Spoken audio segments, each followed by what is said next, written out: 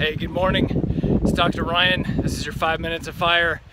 So today is all about you can't give what you don't have. You know, in life, whether you're a chiropractor, dentist, business person, entrepreneur, teacher, pastor, stay-at-home mom, you know, we all want to give value to the people around us. You know, that's the real measure of success. You know, everyone knows that it's not money that's going to make you happy, it's contribution. And so that's why one of the greatest human desires is contribution and advancement. You know, if you're a pastor, you want to see more people saved. You want to see people reach higher levels of spiritual connection with God. If you're a parent, you want to see your kids learn things and learn from their mistakes and grow and turn into amazing people. If you're a doctor, you want to see more people. You want to see people get better results. If you're an entrepreneur, you want to start businesses and see them thrive so you can serve your community. And the thing is that we all want to give value. That we all know that the way that we accomplish that is by providing value. But the thing is that you can't give what you don't have. You know, if you don't fill yourself up with love and you're not full of love, you're not going to be able to love people all day long. If you don't fill yourself up with knowledge, you know, if you're a doctor or you're an advisor, you're a teacher, or even if you're a parent, you're not going to be able to teach kids things that you don't own and you don't know. You know, we've all been there. If you have kids, you know that if you're trying to teach your kids one thing, but you're doing another, or you don't completely own it, you know, even if they don't see you making the mistakes, they're going to pick up on that. Even at 3 or 4, they're going to know, you know, Mom and Dad, if you're telling me not to do that, but you go and do that, that gives me permission to do it too. And so the point is that in the morning time, you know, I feel like that's the best time to fill yourself up, because you know, then you can go out into the world and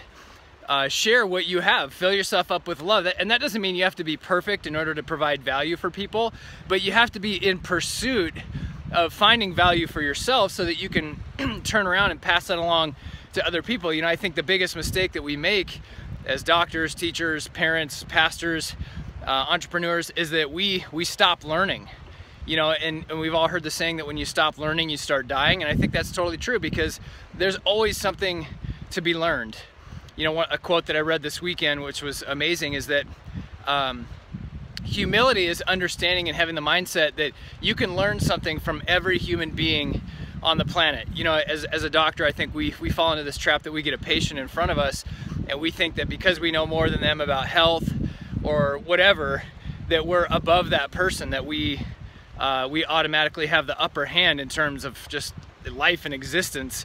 We know that that's not true, you know, and I think that's dangerous, because then you start operating out of pride and arrogance and self-righteousness and not humility. And humility doesn't mean that you think less of yourself. It just means that you understand and appreciate the fact that there's something to be learned and gained in terms of value from everybody. And so the way that I personally do this in the morning is I learned this from my mentors years ago, but it's called the spiritual triathlon. And that's not just because I'm a triathlon nerd, but it's literally, you know, you fill yourself up spiritually. So that's usually, sorry, my arm's getting tired. I'm on a trail run this morning. So, you know, that's usually 10 to 15 minutes of Bible or something spiritual. It's 10 to 15 minutes of something that's gonna stir up my emotions and get my mind going. But usually it's something health related to me, but if you're a pastor, it could be something about church building or about discipleship or parenting if you're a parent, or teaching if you're a teacher, whatever the case is. And then the third thing is prayer and meditation. You know, I actually journal these out. So I shared this the other day on a video, but I write down the 3 things that I'm grateful for, 3 things that I think would make today amazing. You know, they're kind of like goals, but just 3 things that if I, you know, accomplish these things, I would feel accomplished and productive and joyful. And then I write down 3 affirmations.